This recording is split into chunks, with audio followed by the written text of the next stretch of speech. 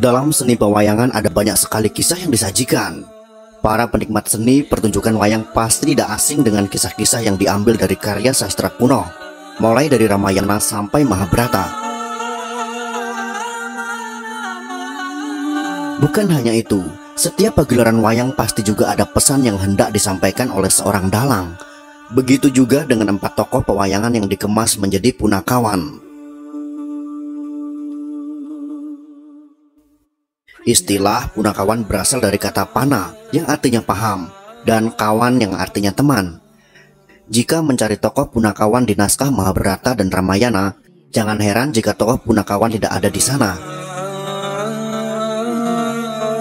Punakawan merupakan tokoh pewayangan yang diciptakan oleh seorang pujangga Jawa. Menurut Slamet Mulyono, seorang sejarawan, tokoh punakawan pertama kali muncul dalam karya sastra Gatot Kaca Sraya, karangan Empu Panuluh, pada zaman kerajaan Kediri.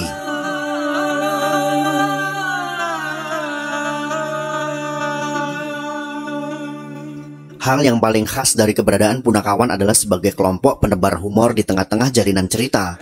Tingkah laku dan ucapan mereka hampir selalu mengundang tawa penonton.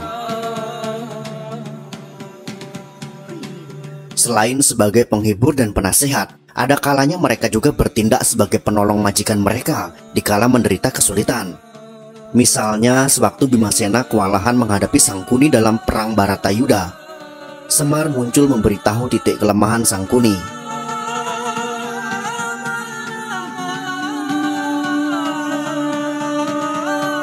Dalam percakapan antara para punakawan, tidak jarang bahasa dan istilah yang mereka pergunakan adalah istilah modern yang tidak sesuai dengan zamannya. Namun hal itu seolah sudah menjadi hal yang biasa dan tidak dipermasalahkan. Misalnya dalam pementasan wayang, tokoh Petruk mengaku memiliki mobil atau handphone, padahal kedua jenis benda tersebut tentu belum ada pada zaman pewayangan tersebut.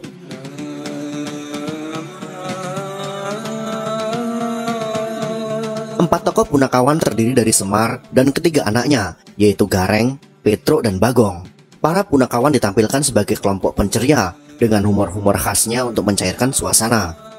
Selain itu, punakawan juga memiliki karakter masing-masing yang tentunya patut untuk diselami lebih dalam. Seperti apakah makna filosofi yang terkandung dalam karakter masing-masing punakawan tersebut? Mari kita bahas dalam video berikut ini.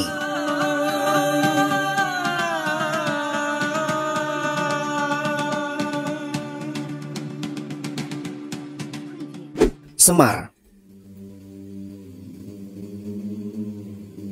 Semar adalah satu tokoh yang selalu ada di punakawan ini.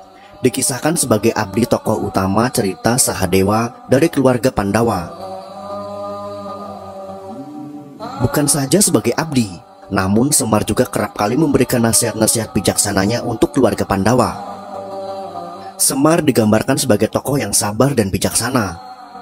Kepala dan pandangan Semar menghadap ke atas, menggambarkan kehidupan manusia agar selalu mengingat sang kuasa.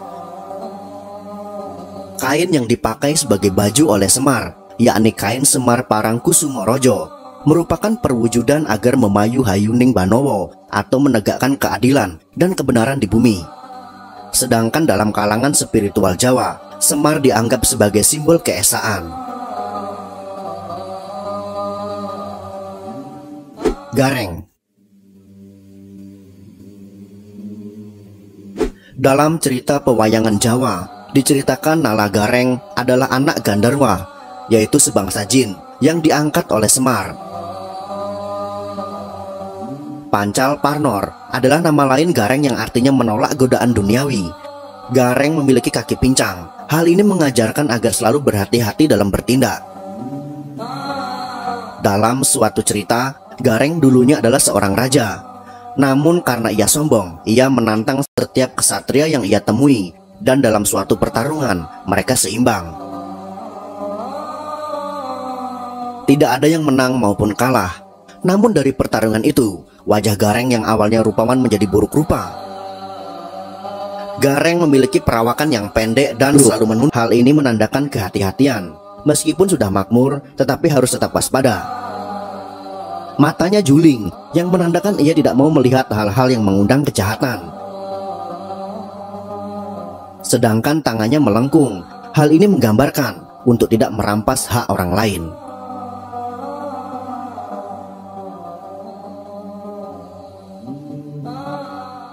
Petruk.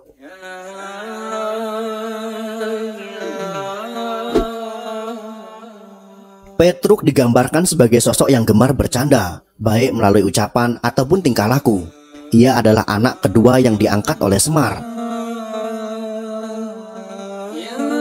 Nama lainnya adalah Kantong Bolong, yang artinya suka berderma. Sebagai punakawan, ia adalah sosok yang bisa mengasuh, merahasiakan masalah, pendengar yang baik, dan selalu membawa manfaat bagi orang lain.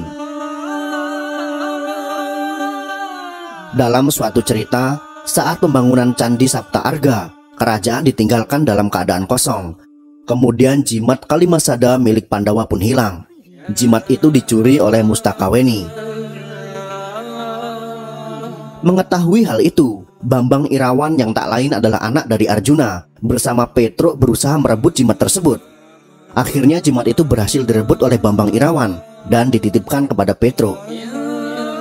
Namun sayangnya, Petruk menghilangkan jimat tersebut. Untungnya jimat itu dapat ditemukan kembali. Kemudian ia meminta maaf kepada Pandawa. Melalui kisah itu, Petruk ingin mengingatkan untuk memperhitungkan setiap tata kelakuan dan tidak mudah percaya kepada siapapun. Kemudian ia juga mengajarkan untuk berani mengakui kesalahan dan meminta maaf.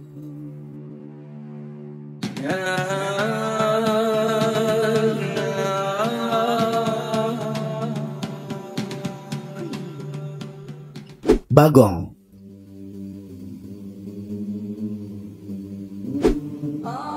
Bagong adalah anak ketiga yang diangkat oleh Semar. Diceritakan Bagong adalah manusia yang muncul dari bayangan. Suatu ketika Gareng dan Petruk minta dicarikan teman oleh Semar. Kemudian Sang Hyang Tunggal berkata, "Ketahuilah bahwa temanmu adalah bayanganmu sendiri." Seketika sosok Bagong muncul dari bayangan. Sosok Bagong digambarkan berbadan pendek, gemuk, tetapi mata dan mulutnya lebar, yang menggambarkan sifatnya yang lancang namun jujur dan sakti. Ia kerap kali melakukan sesuatu dengan tergesa-gesa. Dari sikap Bagong yang tergesa-gesa itu, justru mengajarkan kepada kita untuk selalu memperhitungkan apa yang hendak dilakukan, agar tidak seperti Bagong. Tokoh pewayangan satu ini juga mengingatkan bahwa manusia di dunia memiliki berbagai watak dan perilaku. Tidak semuanya baik, sehingga setiap orang harus bisa memahami watak orang lain, toleran, dan bermasyarakat dengan baik.